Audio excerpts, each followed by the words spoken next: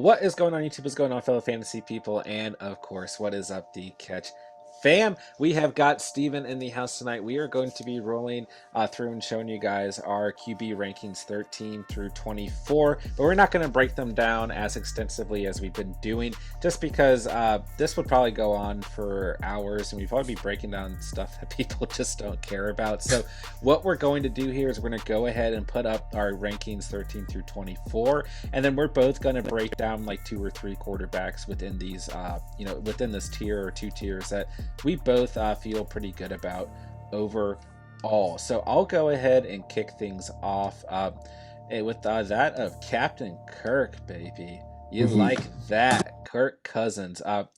This is a guy who, if he's not in your top 12, as he's been kind of scooting between on most draft rankings between like 13 and 12, he needs to be thought about. I mean, this is your QB 11 on average last year. He had a very good year last year. I mean, and he just seems to be that player who people always want to forget about. But when you look at his stats over the past couple years, and especially last year was one of his best years of all time. 105 QB rating, over 4,200 passing yards, and 35 touchdowns. So, the other reason that I'm big on Kirk Cousins, and I think you like Kirk Cousins too. You've got him ranked at the same spot, right? But he plays the Detroit Lions twice a year. So it's like you're guaranteed 2 games where he is going to go absolutely off. And if he doesn't, he's at least going to get you 20 to 25 points. So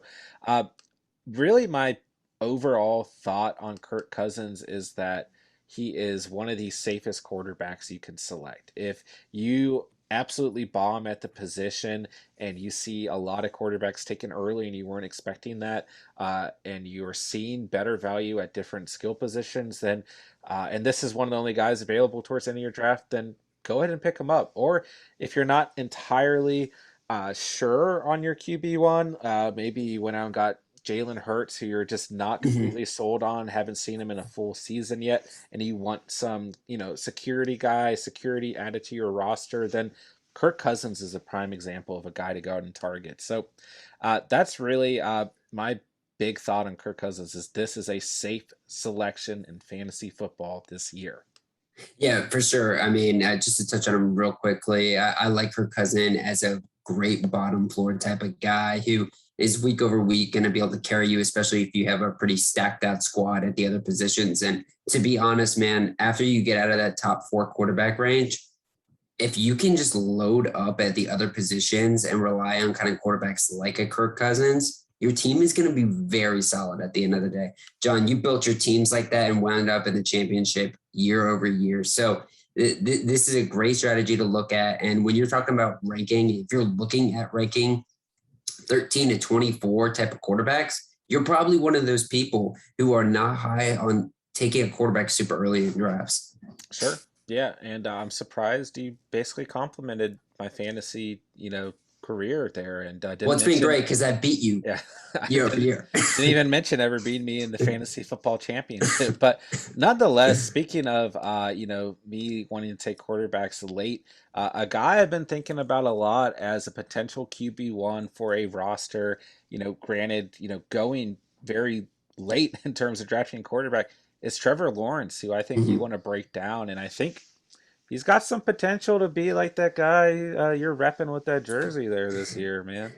Yeah, so it's weird. So coming into this season, I was first off, I was in love with this guy at Clemson. I mean, a lot of people were obviously, so that I'm not like, one of many or one of not many, but at the end of the day, Trevor Lawrence does everything you want. He has the best arm we have seen in forever. And this guy is so accurate. This guy can make any single pass you want. But on top of that too, he has really good rushing upside, man. This guy can run. He's got wheels. He's big. He's got a long stride. I see this guy getting more rushing touchdowns than Justin Herbert ever could have last year. But at the same time, he has got the chance to have just as good of a passing season as Herbert did. So coming into last year, like nobody was looking at Herbert and they were like, oh, dude, this is going to be the guy. Like nobody thought that. And yeah, granted, he was the backup to start off before they killed Tyrod Taylor. But I mean, still people didn't evaluate him like that. but these guys have very similar skill sets. It's just that Trevor Lawrence is probably the most prestigious quarterback since Andrew Luck and John Elway. I mean, you guys have probably heard his name over and over again, but you can get him at the end of your drafts, basically. And so a strategy that I love with these rookie quarterbacks is take a shot on these guys, especially a guy like Trevor Lawrence, who has a 10th easiest schedule, plays against Houston, plays against Indy, plays against Tennessee, all defenses that I think are going to be shakier than expected this season, especially Houston. I mean, shit, he might throw 3 or 4 touchdowns every time he plays them. So you're getting a really for sure type of guy, or for sure lock of a quarterback that, I mean, I have him lower than a Kirk Cousins, but I'd probably be more inclined in my drafts to take him over him. Sure, yeah. I mean, the upside there is it's huge, right? And Definitely top 10, top 12 for I, sure. I think it's going to be interesting to see how that offense comes out and plays under, head coach Urban Meyer, right? But I think nonetheless, they've done a very good job of bringing in some good free agents. I think the wide receiver core in Jacksonville is really good. I think the run game is going to be really good, even with Travis Etienne, not Etienne, Travis Etienne, being injured and everything. I think I love James Robinson. I've been huge on James Robinson all offseason and preseason, so I think they're still going to have a good running game. They've got a pretty decent O-line. So, I mean, the defense is bad, right? They've improved some in the offseason, but it's probably going to be pretty bad, right? But nonetheless, that will probably help Trevor Lawrence from a fantasy perspective from being able to, or, I mean, he's going to be playing from behind, right? Yeah. And I think that this offense is going to surprise people in terms of fantasy because I don't think a lot of people are really evaluating it too in depth, unless you're in like deeper leagues and things like that. So I think that Trevor Lawrence is going to have a good year, and I like where we both have him ranked. But with that being said, let's talk about a player who is kind of interesting, right? What's your nickname for Teddy Bridgewater again? Teddy Two Gloves. It's Eddie Two Gloves. So, I mean, we've talked about the Denver Broncos a little bit. My love for Drew Lock, right? Just has like a dorky quarterback and everything. But I mean, Broncos have come out and they've said that Teddy's their guy this year, right? I got to bring it up, right? Third easiest strength of schedule on average from a fantasy perspective. And that's really what makes him a top 24 quarterback, right? And when you look at his stats last year, played in 15 games, they're not great by any means, right? But really, that Carolina Panthers offense was run through the run game, right? Even with Mike Davis being there. I mean, and they did a lot of good things in the passing game as well, right? But uh, I think that Teddy Bridgewater has the ability to come out and have a good, that's where I'm putting it, just good fantasy year, right? And at least have weeks where he is a liable streaming option. So he only threw 15 touchdowns last year. That's really the only thing when you're looking at his stats that scares me, right? Mm-hmm. He actually had 5 rushing touchdowns last year, which is kind of nuts to Very think about. solid. Yeah, Very solid. yeah, for who he is, right? He had a decent quarterback rating, 92.1 on average, right? But uh, I just think that he's going to have an opportunity to come out with that strength of schedule and play pretty decent week in and week out and get you somewhere between 18 and 25 points. So, once again, as a last resort option, if you have a glaring hole at the quarterback position or if you want to add another quarterback to your roster to support your QB1, I think that Teddy Bridgewater is a pretty good option overall. And similar to that of Trevor Lawrence, I really like this receiving core. I like the running backs on this team, and they have a pretty good offensive line as well. So I think he's also got the tools around him to succeed within this offense also. Yeah, I mean, coming from Carolina, I mean, it was very known that they didn't even practice red zone offense, which they're changing this year, which will come back later in my rankings. But at the end of the day, I mean, Teddy Bridgewater is going into a system with a hell of a lot of a better offense. I mean, loaded receiving core, Javonte Williams and Melvin Gordon. I don't care who's coming out of the backfield; they can both catch passes. And then you are going to be put in a position as well where they're going to probably be throwing at a ton. The defense is good, but I just like Teddy Bridgewater, dude. I mean, he's not going to be that guy that's going to go out there and win you a week, but he's probably not going to lose you many weeks because he has a very solid baseline floor. But at the same time, too, he's got good rushing upside. You said he's got, 5 TDs. I mean, that's crazy. 5+ TDs. If you can average that, like you're top notch, you know what I mean? But at the end of the day, too, this guy has really good talent. This guy can throw a really great ball. He just hasn't been pushing it down the field as much in his career. But I think that in Denver, they are going to try to get him to do that. And I think he's willing to do it as well. Yeah. Yeah, and like I said, I mean, these type of rankings are going to be more important. Like you alluded to, if you just want to go completely QB light and wait till the end of your draft to get a QB, or probably two QBs at that point. But or also if you play in a super flex league, then a lot of these guys are going to be very relevant as your QB2 or even QB3, as in super flex leagues. It makes more sense to have an additional quarterback on your roster in case your first two get injured, since you have to obviously start two each week. But like I said, this is a guy who's probably going to get you somewhere between 17 or 18 points to, 20 to 25 points a week, which from a fantasy perspective isn't great by any means, but it's good enough. So you also alluded to this, talking about the Carolina Panthers a little bit. I think you're going to break down that of Sam Darnold, who has never thrown for more than 3,100 passing yards in his career and has never played more than 13 games in his career and has Mhm. thrown at least 10 interceptions every year of his career. Hasn't been great. Hasn't been great. And Never thrown more than 20 touchdowns either. So, let's not even anyways, bring up the fumbles that this guy has. I mean, yeah, I was so publicly outspoken about how much I did not like Sam Darnold coming out of USC.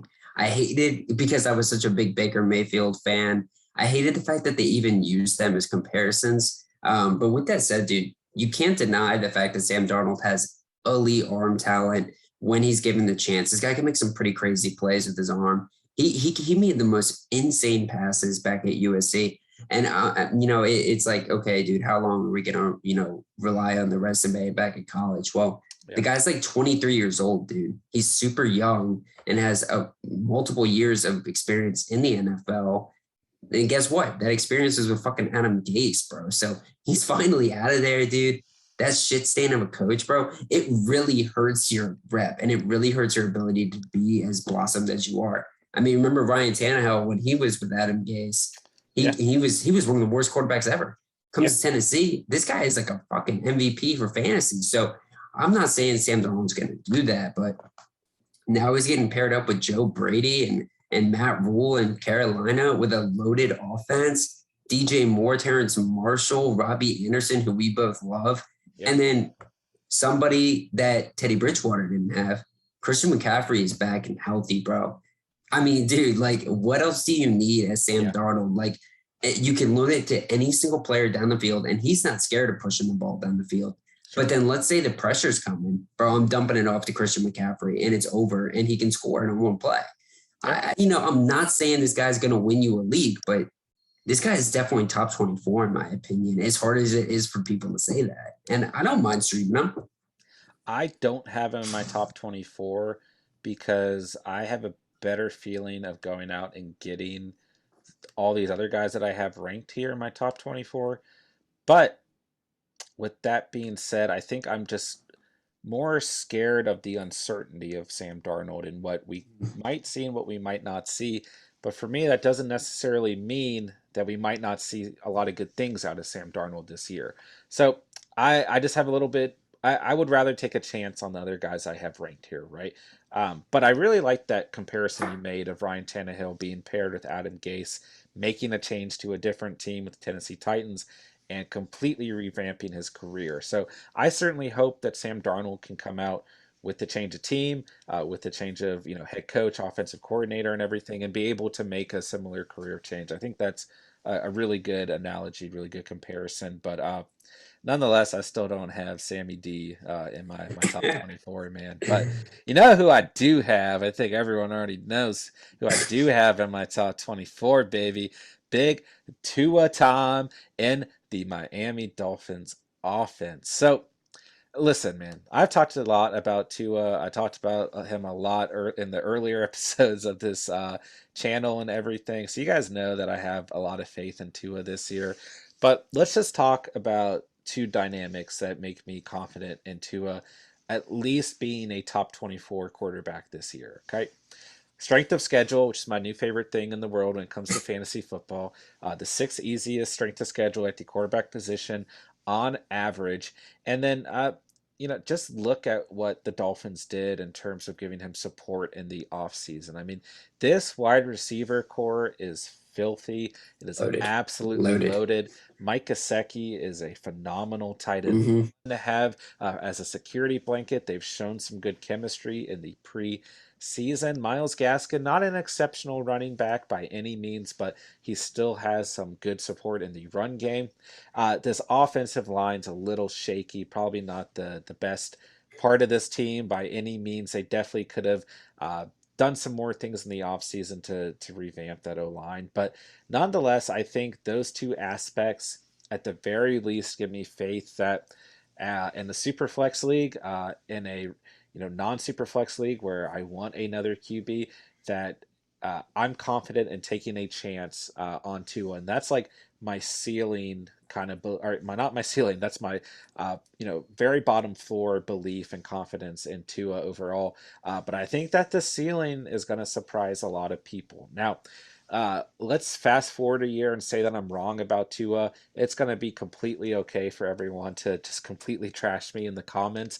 But I have a good feeling, and I truly do. And I made a comparison very early on when we talked about during our division podcast where we talked about the Dolphins, where I said this guy could come out and play similar to that of Kyler Murray, where uh, after we saw Kyler Murray a little shaky earlier in his career, a lot of people were writing him off and everything. And I don't know. All I have to say is tank for Tua was a thing, and Yeah.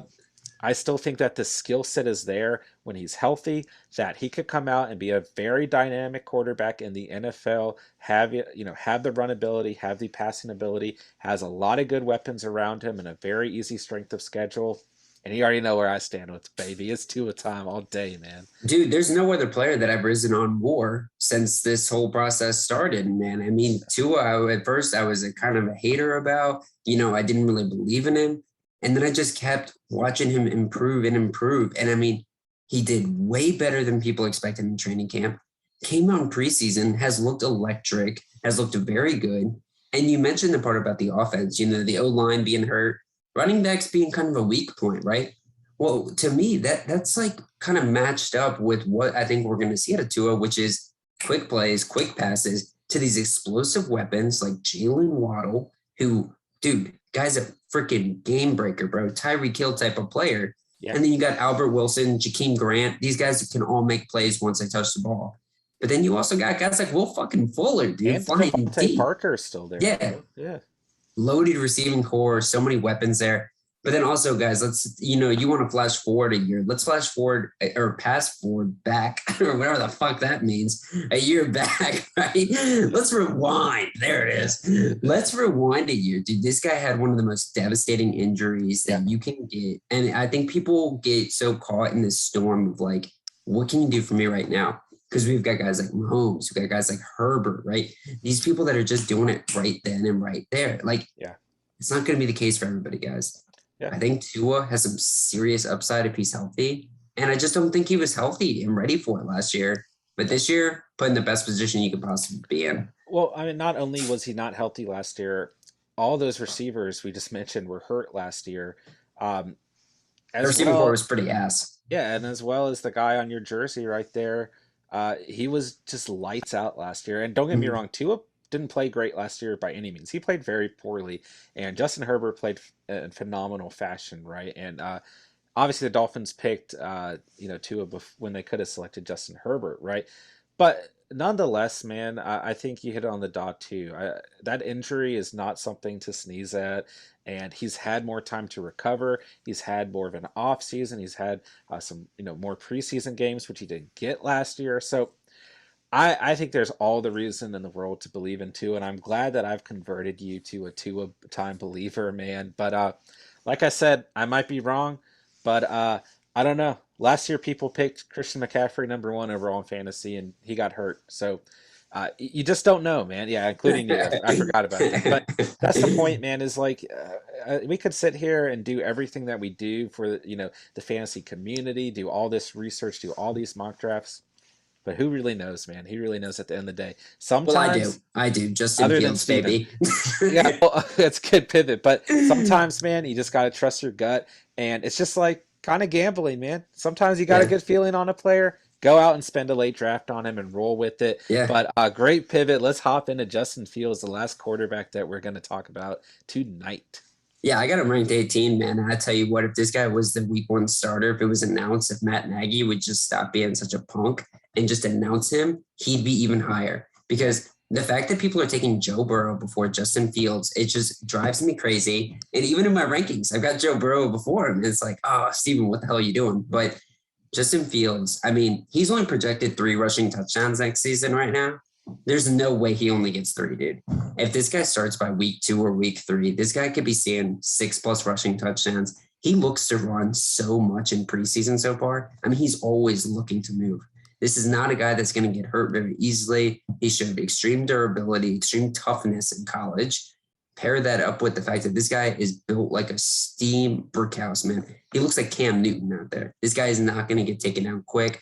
And he also has an elite arm, dude. This guy can make any throw possible. Let's look at this receiving core now. You got Allen Robinson, Mooney, my guy. You know what I'm saying? They just brought in Brasheen Perriman and got cut by the Detroit Lions. So he's pretty ass, but they brought him in. You know what I mean? He's a good, I think he's valuable in the sense of a wide receiver 3 or 4. Yeah. So. But I think Justin Fields, I mean, I think this is a guy that you're just getting at the end of your draft. And you're kind of having to face the mix up of, okay, do I want Justin Fields? Do I want Trey Lance? While I think Trey Lance is probably the better player for your system because you're getting him with the San Francisco 49ers, who are just a lights out offense, and Kyle Shanahan's a great coach. I don't know when Trey Lance is going to fully get that chance to play. And I also know he's injured, so it hurts his stock a little bit. Justin Fields, man, I just cannot wait till he gets his chance. And I think it's going to happen earlier rather than later.